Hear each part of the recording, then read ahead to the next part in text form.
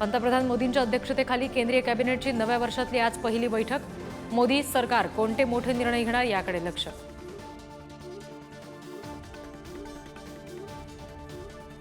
मुख्यमंत्री देवेंद्र फडणवीस नववर्षाच्या पहिल्याच दिवशी नक्षलग्रस्त गडचिरोली जिल्ह्याच्या दौऱ्यावर विविध विकास प्रकल्पांचं लोकार्पण आणि भूमिपूजन करणार।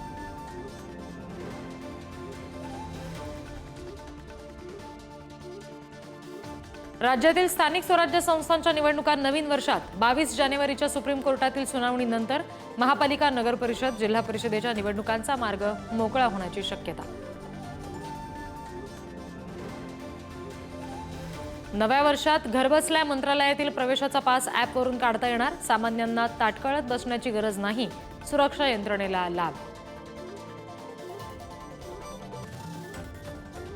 नवीन वर्षात AICTEशी संलग्न 14,000 विद्यालयातील 4 कोटी विद्यार्थ्यांना आर्टिफिशियल इंटेलिजन्सचं शिक्षण, तर AI क्षेत्रात 37% नोकऱ्या आणि रोजगार उपलब्ध होण्याचाही अंदाज।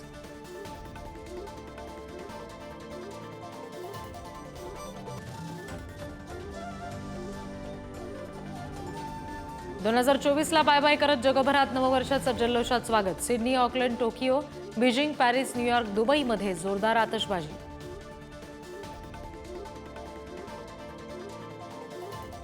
मुंबईसह देशभरात नववर्षाचं जल्लोषात स्वागत। मुंबईतील नरिमन पॉइंट, दिल्लीतील इंडिया गेट, कोलकातामध्ये हावडा ब्रिज आणि मनाली आणि श्रीनगरमध्ये सुद्धा फटाक्यांची आतषबाजी।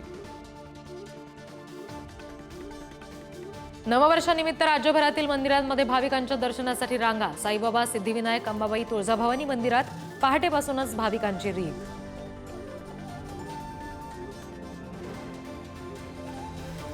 आज 207वा शौर्य दिन। राज्यभरातून हजारोंच्या संख्येनं भीम अनुयायी कोरेगावमध्ये दाखल।